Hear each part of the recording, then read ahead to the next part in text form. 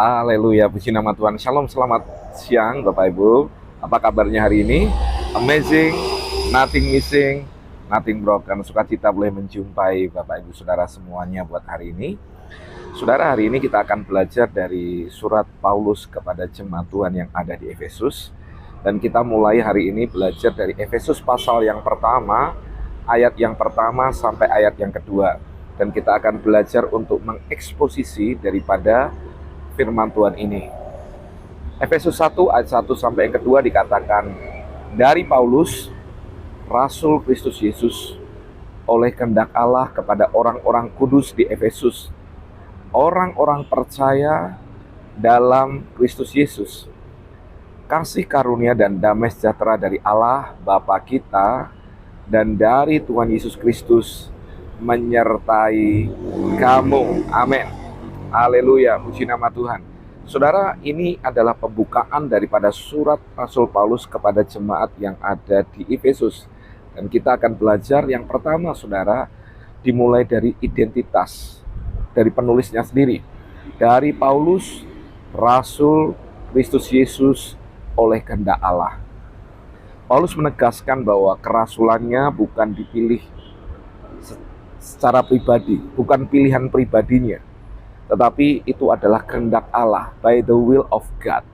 Jadi kita bisa menangkap sebuah panggilan pelayanan yang sejati harus lahir dari panggilan dan kehendak Allah sendiri dan bukan daripada ambisi manusia.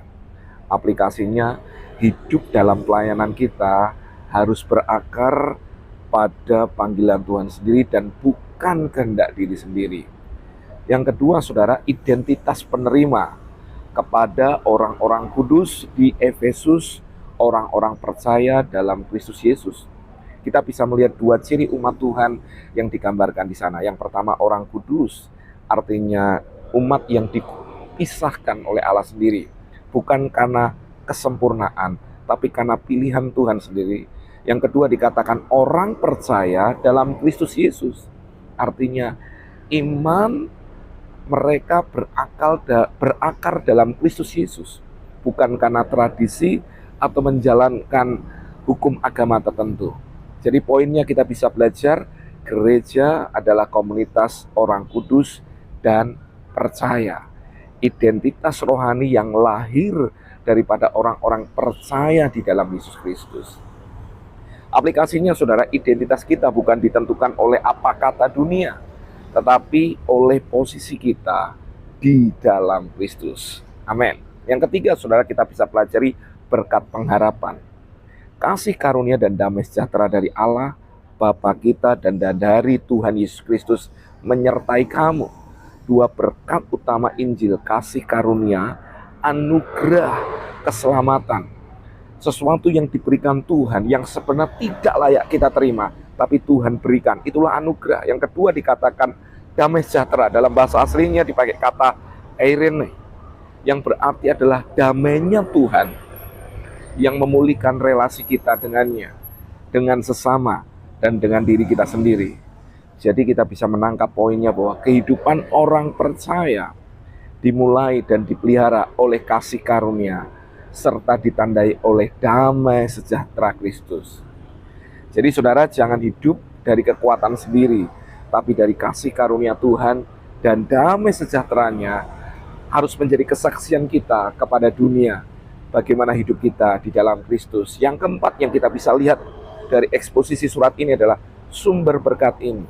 Saudara, di sana dinyatakan tentang Allah Tritunggal secara implisit dari Allah Bapa kita dan dari Tuhan Yesus Kristus.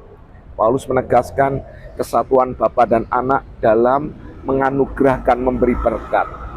Semua berkat rohani mengalir dari Allah Bapa melalui Tuhan Yesus Kristus. Jadi fokus hidup kekristenan kita adalah berpusat kepada Bapa sendiri, bukan oleh usaha kita, tapi oleh anugerah di dalam Yesus Kristus. Biarkan apa yang sudah kita dengarkan, yang kita sudah renungkan, saudara, dari Efesus pasal 1 ayat 1 sampai 2, kita bisa menangkap, saudara, poin-poin yang ada. Yang pertama, identitas sejati, orang kudus, orang yang percaya dalam Kristus. Yang kedua, berkat sejati, bicara kasih karunia dan damai sejahtera. yang selanjutnya sumber sejati adalah Allah Bapa dan Tuhan kita Yesus Kristus. Dan yang menjadi poin pertama ketika Rasul Paulus menuliskan, dia menuliskan ini sebagai rasul karena panggilan Tuhan dalam hidupnya. Jadi setiap kita terus bertumbuh dan terus berakar, berbuah di dalam Kristus, dan kita menjadi berkat bagi banyak orang. Sampai Steril Adi, Tuhan Yesus memberkati. Shalom.